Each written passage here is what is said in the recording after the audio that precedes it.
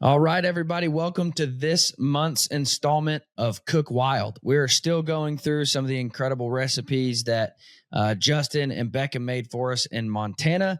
And this is one of my personal favorites, a kind of a known recipe around the industry. I heard from my buddies, my buddy um, Clay Newcomb, that he had the sweet and sour bear and how good it was. So we're going to give you Justin's recipe for sweet and sour bear. I've got Mr. Mike Castaneda in the studio with me, and he's going to, give his take on it and his opinion on it. But let's dive in. As always, this episode is brought to you by our good friends over at Camp Chef, your way for cooking outdoors.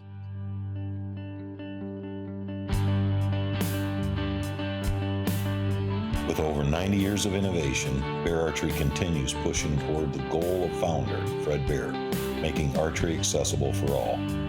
Fred believed the history of the bow and arrow were the history of mankind, and everyone should immerse themselves in the outdoor experience. Welcome to the Bear Archery Podcast, where the mission is simple: to hunt, grow, and inspire others.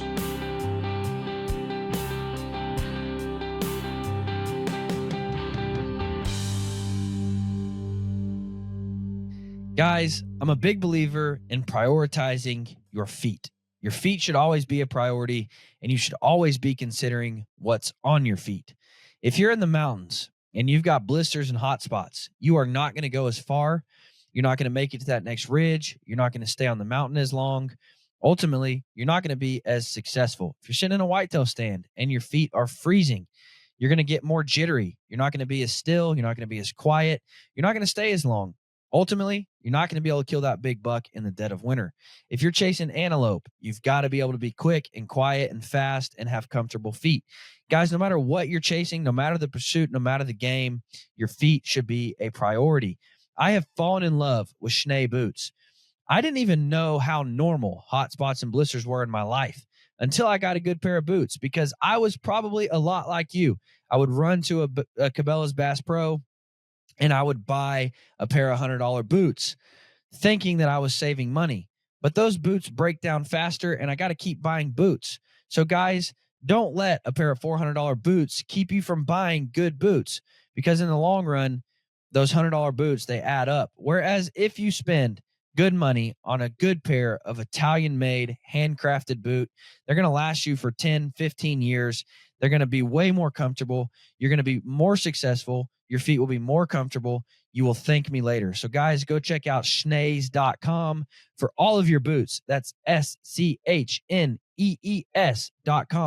The best boots on planet Earth, Schnee boots. Go check them out. Thank me later. But guys, start prioritizing your feet and get yourself a good pair of boots. All right, Justin, where'd the idea for sweet and sour bear come from? Honestly, anytime I'm cooking with bear, I like a higher temperature just because of the potential of trichinosis and Asian cooking. The smaller chunks of meat and the higher heat. I felt like it was a safer bet, I guess, for bear. And so I was like, well, what type of Asian inspired recipe could I use? And obviously, I love sweet and sour pork. We use bear a lot in replacement of pork, and so that was kind of the idea of it. And we've experimented with it a few different ways, and man, it just always comes out pretty darn good. So break down what does bear have to be cooked to in order to kill the trichinosis? Mike can probably answer this one better. I think it's 165. Like once it hits that number, it's good, but like 140, if you have it there for 3 minutes, it'll kill it. There's a whole page on USDA. I usually try to get it to that 160 point. I could talk about it a little bit more. Actually, when I'm stir frying it or whatever, I'll throw some water in there in the pan just to get that temperature up higher, especially if I'm cooking for other people and I'm real careful with it. Just to make sure that you're not putting anybody at risk. That trichinella is a nasty thing, and so you want to get that dead no matter what you do. Now, I don't know who's better suited to answer this, but even aside from the sweet and sour recipe that we're going to cover, cooking bear, you don't have to make it dry and disgusting just to have it well done. No, and that's interesting that I haven't heard the whole 140 thing at a few hours, 3 hours, I think you said. The cool thing is you could do like a sous vide implement to it. So you could sous vide it for, 3 hours to make sure it's where you need it. So you can still have it a little more towards the medium side, I guess. I mean, it'd still be a little high, but it's also going to maintain some moisture and not be dry, because then you can also use marinades and things like that. So, I mean, I think that's a good route to go with it as well. Yeah. So, because that's what, like, I remember, like, before I met Mike and started learning that there's more to food, like, I remember not being a big fan of pork because I'm like, it's always just dry and disgusting. And then I learned, well, there's ways to get it to, being well done and cooked through without it being just dry and tough and rubbery. And the same is true with bear. So, sweet and sour is a phenomenal way to do it. And I thought I was a big shot when he was making sweet and sour bear, because we had just made the Beijing elk. Mhm. And I'm like, ooh, Mike actually taught me a new method. That was so good too. What did you call that? Like where you put it in the baking soda or the velveting. Yeah. Now, did you actually do the velveting on that meat, or was that just something you're like, yeah, I know about that, Dylan, shut up? Because I remember like being like, oh, I get to teach Justin something. And he's like, no, I know how to do that. No, it's definitely I've done it both ways. It can help. Depends on the bear, the time of year you get it, but velveting definitely can help, and that is what we did on that one. I'm probably not as good at it as Mike would be. In terms of, I'm sure there's more refined ways of doing it. But yeah, we definitely do the velveting. And then, the other thing that I found real cool about this, we've made our own sweet and sour sauce. We used some flathead cherries one year, made cherry sweet and sour, made some peach sweet and sour. It's a pretty basic sauce. You add a thickening agent, some brown sugar, that's your sweetness, some rice vinegar. And, so like I said, you can really kind of make this however you want and put your own flair on it. So walk me back to the beginning. How do you make your I don't want to say world famous, but your well-known sweet and sour bear? I mean, basically it just starts with a stew meat. If you're cutting your own game or whatever, you kind of end up with those bigger chunks. We will use a meat mallet and pound those out flat, so you have kind of a uniform, thinner piece of meat, again, just ensuring the heat's all the way through it. The dredge, the the velveting and the cornstarch. And then basically, you can marinate it ahead of time. You can go just straight bear, depending on what you want. I don't feel like a marinade. I mean, it might do a little bit for the texture, but you don't get a lot of flavor. That sweet and sour is pretty overpowering, and kind of covers it. Maybe some salt and pepper, but then we stir fry that with some onions, some bell peppers, some garden peppers, whatever we have. And then, like I said, you add that sweet and sour, a little bit of water, get it up to temp, and cook it down.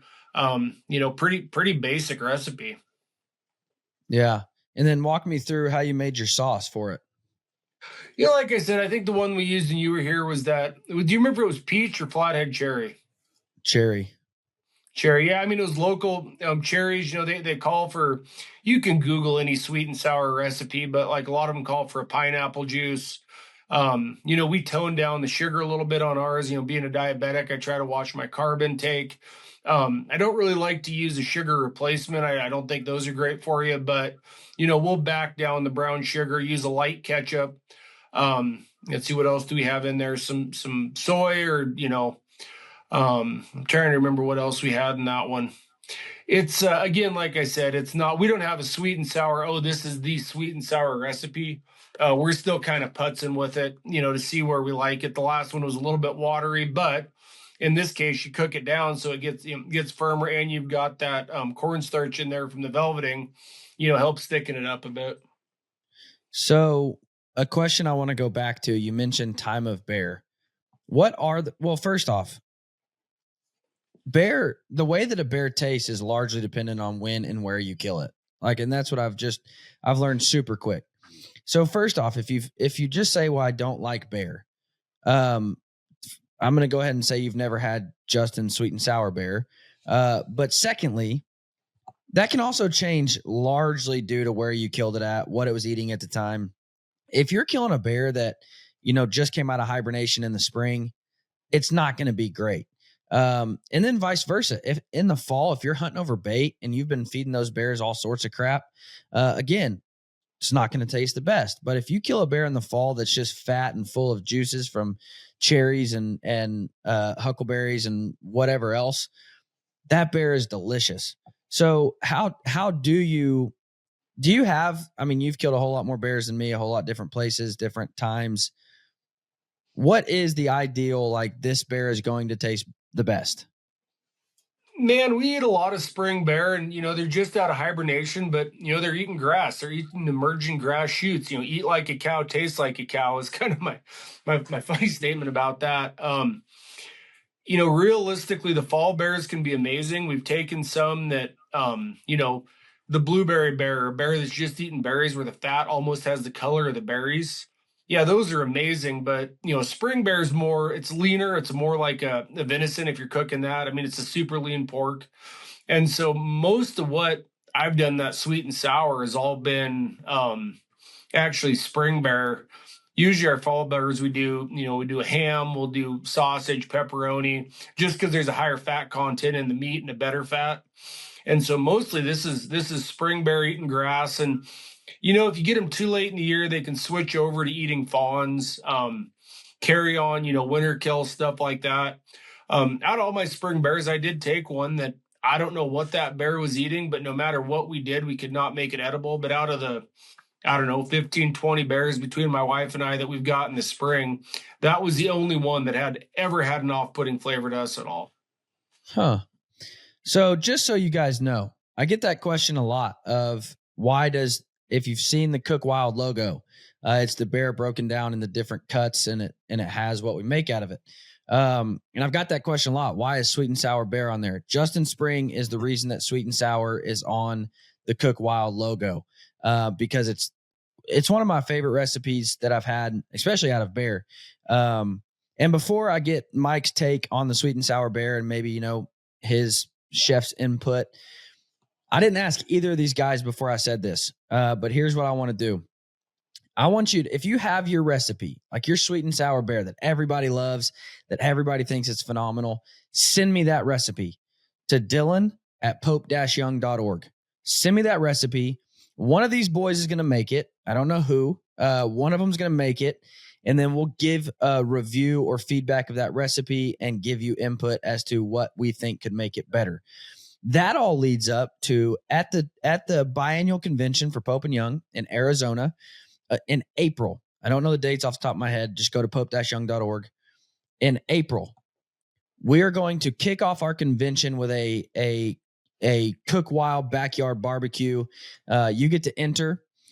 You get to take home the cooking system that you get out of entering is worth it in and of itself. We're going to give you a complete Camp Chef cook system to cook on while you're there, and you get to make your famous best recipe out of wild game. We're going to have Chef Mike Castaneda there to judge, along with some other chefs.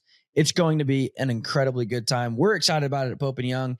I just hope Miss Becca don't enter, because if she does, you guys don't stand a chance. So go to pope-young.org, go to our convention page, get more information on that. But this is a way. This is a cheat code. You can submit your recipe right now. These boys are going to cook it, tell you how they think you could make it better. Fine-tune it, what they would do differently. Because Mike has taken some recipes, and he's like, dude, if you just add this one little seasoning, it's going to make everything else pop. And I'm like, okay. And it just does. I remember one time in particular, I made him some duck, and he's like, if you just add, I think it was like rosemary or something. If you just add rosemary, it's going to make all this other stuff pop, and it just made it so much better. So submit your recipes, Dylan@pope-young.org. One of these boys will make it. We'll give you feedback on the next Cook Wild episode. So Mike, sweet and sour bear, give us your chef input on this. I think it's a great idea. Like you said, the fact that you have to really cook down the bear, that's exactly something I would do. And that's, like when we did the elk, you can use the velveting to kind of help soften it a little bit. So I feel like doing like your, the baking soda velveting, adding some cornstarch, getting a nice crisp exterior. It's going to, thicken all the juices, kind of like you had mentioned. And that's great. I mean, you have a great way to implement some onions, some peppers, maybe some, pineapple, fresh fruit, something like that into it as well. And for the people who don't like the game flavor, I mean, it's going to be something that not necessarily is going to overpower it, but it's going to give you more complexity that you're not just going to be focused on that one flavor. So what would you mentioned like pineapples and stuff like that. What would you serve it with? Like that would just make it just kind of pop. Pineapple's pretty traditional, but I mean, it can even be seasonally. I mean, if it's summer and you're wanting to do some stuff, it's like, let's do some peach or something like that with it. If you've got some great local cherries, things like that, there's a lot of great options. Now, I don't think we've actually covered the process of velveting because it was super simple. Like when you did it with the elk, it was, it's just a super simple step. So what are you actually doing to velvet, and what does velveting do to it?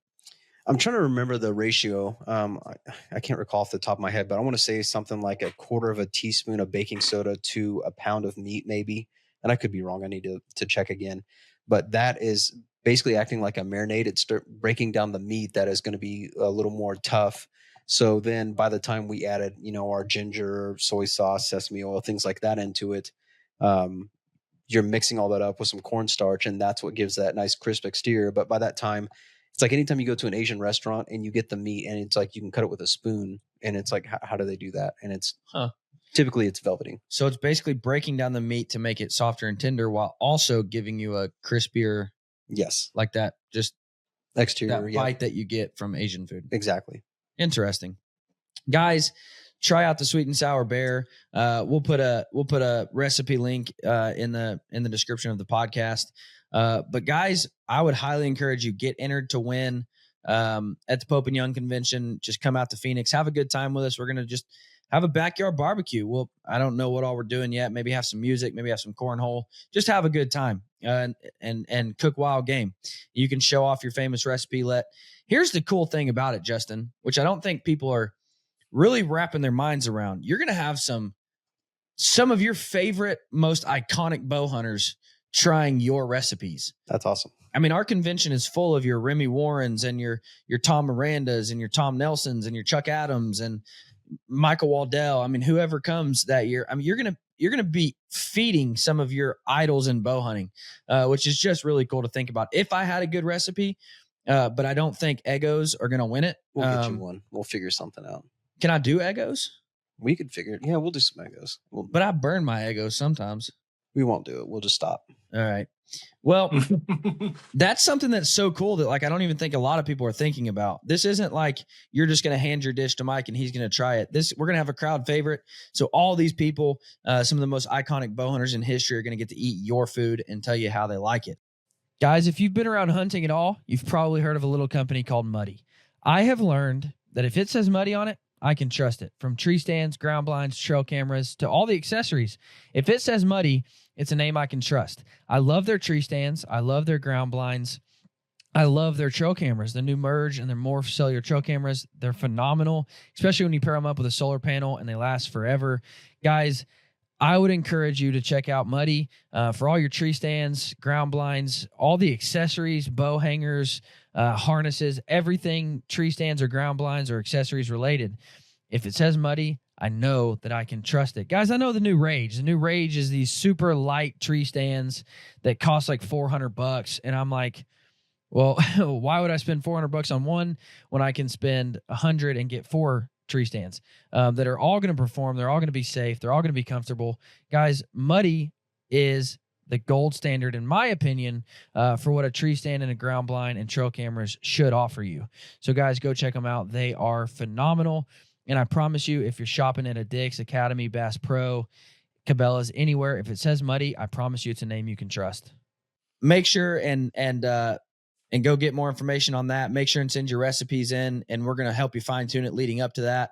But guys, thank you so much for listening. Go out and try you some Sweet and Sour Bear. You're going to be glad you did.